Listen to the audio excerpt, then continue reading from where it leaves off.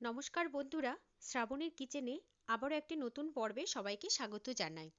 আজ আমি তোমাদের সাথে শেয়ার করতে চলেছি একটি নতুন রেসিপি, গ্রেপস শরবত। এই গরমে আরামদায়ক গ্রেপস শরবত ভীষণ হেলদি আর ভীষণ টেস্টি। চলো তাহলে দেখে নেওয়া যাক কিভাবে বানাবো গ্রেপস শরবতটা। এই গ্রেপস শরবতটা বানানোর জন্য আমি চিয়া সিড নিয়েছি 1 চামচ মতো। 2 চামচ জলে চিয়া সিডটা আধ ঘন্টা ভিজিয়ে রেখে দেবো।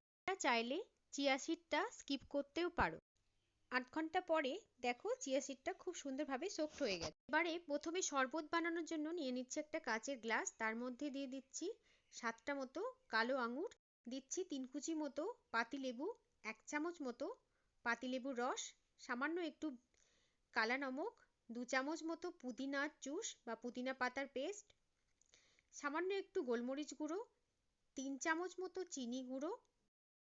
এই সমস্ত উপকরণগুলোকে এরকম একটা বেলনা বা কাঠের কোনো জিনিসের সাহায্যে ভালোভাবে আমি ম্যাশ করে নিলাম।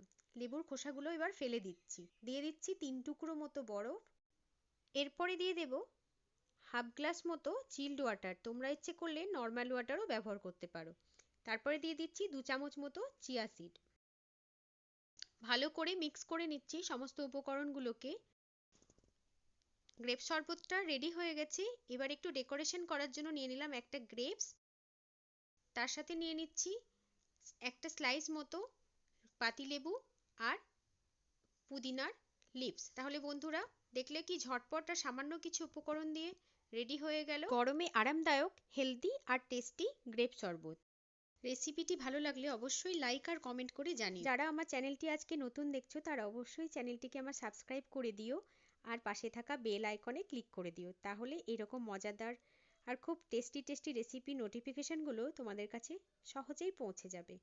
আজ তাহলে এই পর্যন্তই। আবারও আসবো নতুন কোনো রেসিপির সাথে। ভালো থাকো, সুস্থ থাকো।